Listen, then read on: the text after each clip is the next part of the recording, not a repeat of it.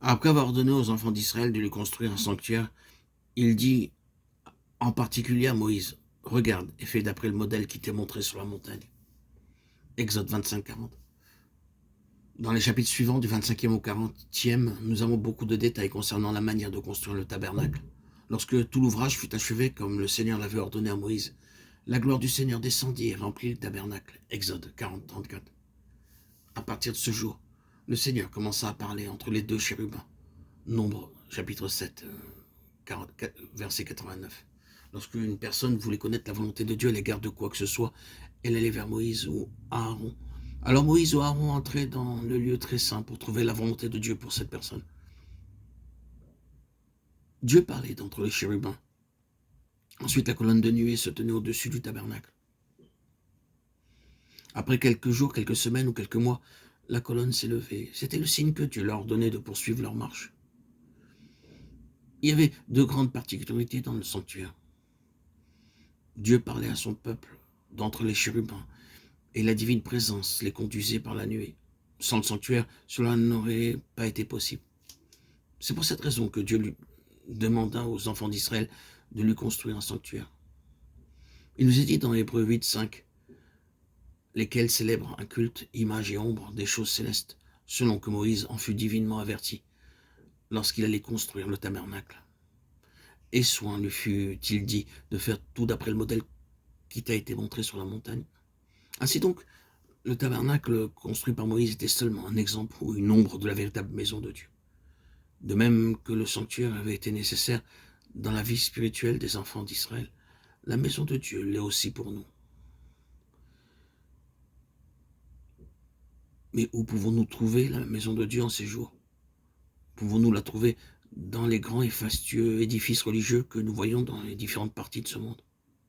Il est triste de devoir dire que lorsque nous entrons dans ces lieux, nous n'entendons pas la voix de Dieu, mais celle de l'orgueil, de l'avidité et des luttes des hommes. Nous ne pouvons pas appeler de tels lieux la maison de Dieu, car Dieu n'habite pas dans des édifices faits de briques et de pierres. Nous qui avons été rachetés par le précieux sang de Christ et qui sommes nés de nouveau, nous sommes la maison de Dieu. Il importe peu que nous soyons rassemblés dans un grand édifice ou dans une petite hutte, mais cependant nous n'avons pas le droit de nous appeler la maison de Dieu, à moins que les deux caractéristiques du sanctuaire déjà mentionnées ne soient une réalité au milieu de nous. Dieu parlant et révélant sa volonté, et la présence de Dieu allant devant nous avec puissance et gloire.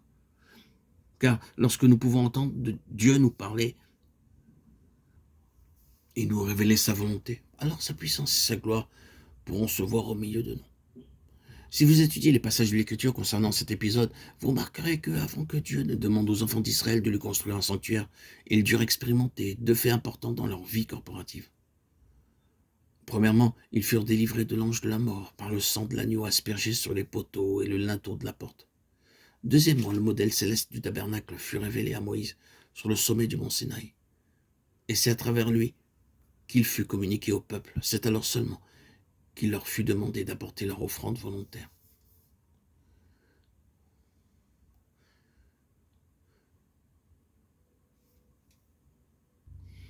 Avant de pouvoir apporter une offrande au Seigneur et avant de pouvoir lui construire un sanctuaire, vous devez en premier lieu être lavé par le sang de Christ. Autrement, vous n'aurez aucune part dans la maison de Dieu.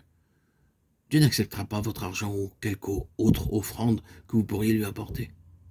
À cause de cela, nous disons et répétons dans nos rassemblements que ceux qui ne sont pas nés de nouveau ne doivent pas mettre leur argent dans la boîte aux offrandes. Vous pouvez donner votre argent là où vous voulez, mais dans la maison de Dieu, seuls ceux qui ont été lavés par le sang de Christ ont le droit d'apporter leur offrande. Pouvez-vous dire véritablement et joyeusement que vos péchés ont été pardonnés, que vous avez été lavés par le sang du Seigneur, du Sauveur? Je rends grâce à Dieu, car il m'a lavé par son sang.